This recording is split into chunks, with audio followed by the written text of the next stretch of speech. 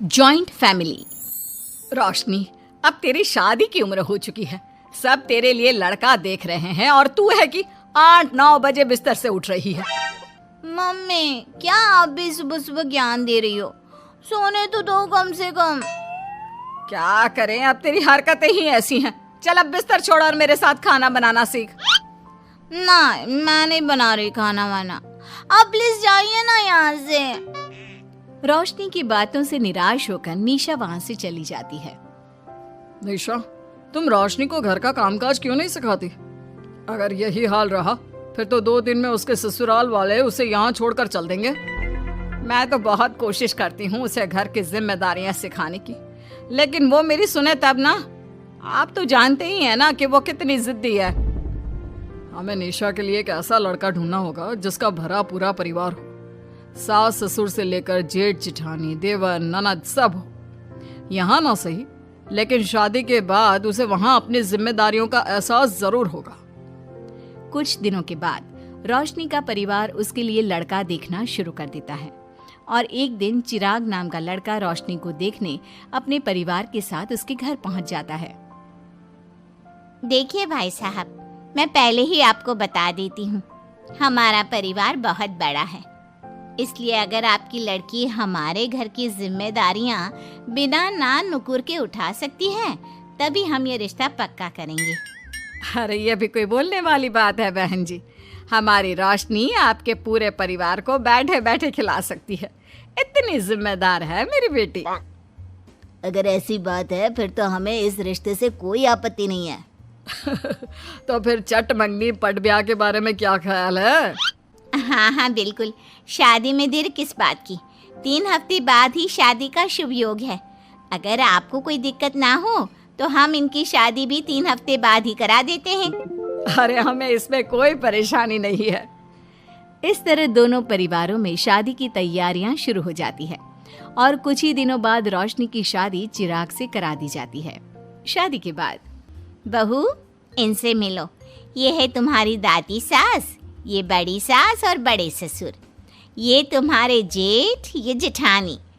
ये दोनों तुम्हारे देवर और ये इस परिवार की सबसे छोटी बेटी सिमरन, यानी कि तुम्हारी ननद है। परिवार में इतने सारे लोगों को देखकर रोशनी का सर चकरा जाता है। वो अपना सर पकड़ लेती है और मन ही मन सोचने लगती है, हे भगवान, ये किस जन्म का बदला लिया है आपने मुझसे? मैंने क्या बिगाड़ा था आपका जो आपने मुझे ऐसा परिवार दिया?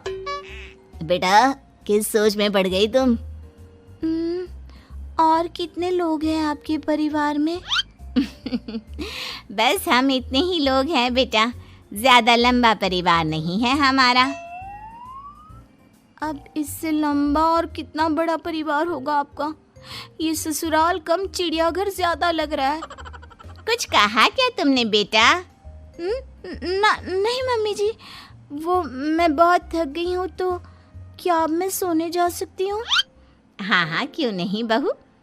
चिराग, बहू को अंदर कमरे में लेकर जा। जी माँ। चिराग रोशनी को अंदर कमरे में लेकर जाता है। चिराग, मुझे यहाँ नहीं रहना, मुझे अलग रहना है। ये तुम क्या बोल रही हो रोशनी? अभी तो आई हो तुम और अभी अलग होने की बात कर रही हो। परिवार वालों को पता चलेगा तो कितने दुखी होंगे वो लोग। मुझे नहीं मतलब किसी से, और इसे तुम परिवार कहते हो? ये परिवार कम कोई गली मोहल्ला ज्यादा लग रहा है। रोशनी, अभी तुम नई हो इस परिवार में, इसलिए शायद तुम्हें ऐसा लग रहा है। कुछ दिन में आदत हो जाएगी तुम्हें। चिराग की बात सुनकर रोशनी अपना सर पकड़ लेती है। आपको समझाना तो दीवार में सर पटकना है। मैं सो रही हूँ, लाइट ऑफ मत करना, मुझे अंधेरे में नींद नहीं आती। इतना बोलकर रोशनी बिस्तर पर लेट जाती है। रोशनी को देखकर चिराग का मुंह खुला का खुला रह जाता है। वो भी पैर पटकते हुए बिस्तर के दूसरे कोने में अपना मुंह मोड़कर सो जाता है। अगले दिन, देवरानी जी, आप उठ भी जाइए, सुबह के 6 बज चुके हैं। सोने दो ना मम्मी, क्यों परेशान कर रही हो? देवरानी जी, मैं आपकी मम्मी नहीं जेठानी हूँ। सुबह सुबह क्या मजाक है मम्मी? इतना कहकर रोशनी अपनी आंखें मसलते हुए उठती है और अपनी जेठानी को देखकर चौंक जाती है। दीदी आप यहाँ? पिछले 1 घंटे से तुम्हें उठा रही हूँ, लेकिन तुम हो कि अब उठ रही हो? लेकिन अभी तो सिर्फ 6 बज रहे हैं, आपने मुझे उठाया क्यों? वो इसलिए क्योंकि आज तुम्हारे इस घर में पहली रसोई है, तो खाना आज तुम्हें ही बनाना होगा ना। क्या? मुझे पूरे मोहल्ले के लिए खाना बनाना पड़ेगा? नहीं रोशनी, तुम्हें पूरे मोहल्ले के लिए नहीं, सिर्फ परिवार के लोगों के लिए ही खाना बनाना है। आपका परिवार किसी मोहल्ले से कम है क्या? कुछ कहा क्या तुमने? हाँ नहीं दीदी, आप चलिए, मैं अभी फ्रेश होकर आती हूँ। आरती वहां से चली जाती है, जिसकी थोड़ी देर बाद रोशनी भी रसोई में जाकर मजबूरी में सबके लिए खाना बनाने लगती है। पूरे 2 घंटे मेहनत करने के बाद उसका खाना बनकर तैयार होता है। वाह बहू, खाना तो बड़ा स्वाद बना है। सच में बहू, तुमने भले ही बहुत देर लगाई खाना बनाने में, लेकिन खाना बहुत स्वादिष्ट बना है। आपके हाथों में तो जादू है देवरानी जी। मैं तो कहती हूँ अब से रोज आप ही खाना बनाया कीजिए, क्यों मम्मी जी? हाँ हाँ बेटा, बिल्कुल ठीक कहा तुमने। रोशनी, आज से रोज तुम ही खाना बनाना। ये सुनकर रोशनी चौंक जाती है। खाना खाने के बाद सभी लोग रोशनी को शगुन का नेक देते हैं और फिर अपने अपने रूम में चले जाते हैं। क्या यार रोशनी, इतना टेस्टी खाना बनाना जरूरी था क्या? अब फंस गई ना तू। ये सब माँ पापा की वजह से हो रहा है, उनके कारण मुझे ये सब झेलना पड़ रहा है। रोशनी गुस्से में अपने रूम में जाती है और अपनी माँ को फोन मिलाती है। मम्मी, मैं आपको कभी माफ नहीं करूंगी। आपने जानबूझकर मुझे इतने बड़े परिवार में भेजा है, जहाँ मुझे सांस लेने की भी फुर्सत नहीं है। हमने ये सब इसलिए किया ताकि तू अपनी जिम्मेदारियां निभाना सीखे। अब मायके की तरह ससुराल में भी अपनी जिम्मेदारियों से मुंह मत मोड़ लेना। मुझे नहीं रहना माँ यहाँ। इस घर में जितने लोग हैं, उतने तो हमारे गली मोहल्ले में भी नहीं थे। माँ, मैं आपसे आपकी सारी बातें मानूंगी, पर प्लीज मुझे यहाँ से ले जाइए। बिल्कुल नहीं, अब से वही तेरा सब कुछ है। वहां से भागने के बजाय अपनी जिम्मेदारियां पूरी करना सीख, इससे हमें भी थोड़ी खुशी मिल जाएगी।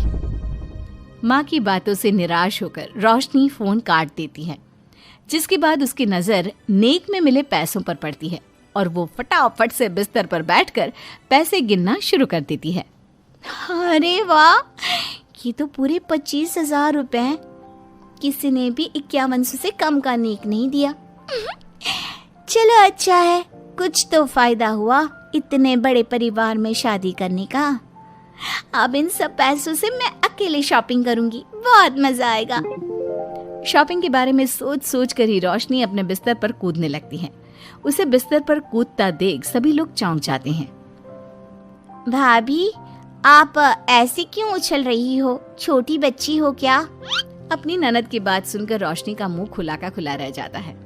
थोड़ी देर बाद रोशनी घर में बिना बताए शॉपिंग के लिए निकल जाती है और शगुन में मिले पूरे पैसों को शॉपिंग में उड़ा देती है। शाम में, देवरानी जी कहाँ गई थी आप? जानते हैं सब आपके लिए कितना परेशान हो गए थे, कम से कम आपको बताकर तो जाना चाहिए था ना। सॉरी दीदी, मैं आप लोगों को बताना भूल गई।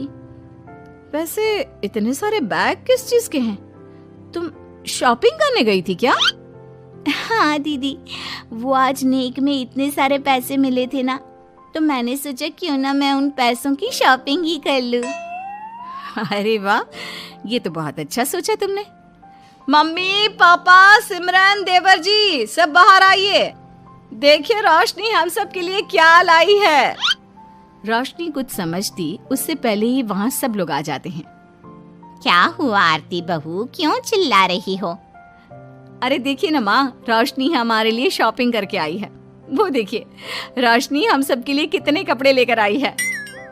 आरती की बात सुनकर रोशनी के पैरों तले जमीन खिसक जाती है। उसके मुंह से एक शब्द तक नहीं निकलता। सच में भाभी, आप कितनी अच्छी हो। बेटा, हम सबके लिए तुझे खरीदारी करने की क्या जरूरत थी? अभी तेरी नई नई शादी हुई है, तुझे अपने लिए लेना चाहिए था ना। एक काम कर, ये सारे कपड़े तू ही रख ले, किसी को कुछ देने की जरूरत नहीं है। चलो, कोई तो समझदार है इस घर में। वाह भाभी, कितनी सुंदर ड्रेस है। ये शॉर्ट ड्रेस मुझे पता है आप मेरे लिए ही लाए होंगे, है ना? इसे मैं रख लेती हूँ। माँ, रोशनी इतने प्यार से सबके लिए कपड़े लेकर आई है, हमें मना नहीं करना चाहिए। तू सही बोल रही है बेटा, उसका मन रखने के लिए मैं ले लेती हूँ 1-2 साड़ियाँ। रोशनी झूठी मुस्कान लिए खड़े होकर सब देखती रहती है। देखते ही देखते उसके लाए सारे कपड़े घर वाले आपस में बांट लेते हैं और अब सिर्फ एक रुमाल को छोड़कर उसके पास कुछ नहीं बचता। अब ये रुमाल भी क्यों छोड़ा, इसे भी ले ही लेते। इतने में ही सिमरन रोशनी को आवाज देती है। भाभी, वो गलती से रुमाल रह गया है, क्या वो मुझे मिल सकता है? रोशनी वो रुमाल भी सिमरन को दे देती है। इतनी मेहनत से मैंने ये सब कुछ लिया था, लेकिन इन लोगों से मेरी खुशी बर्दाश्त नहीं हुई, कुछ भी नहीं छोड़ा। थोड़ी देर बाद रोशनी का पति भी वहां आ जाता है।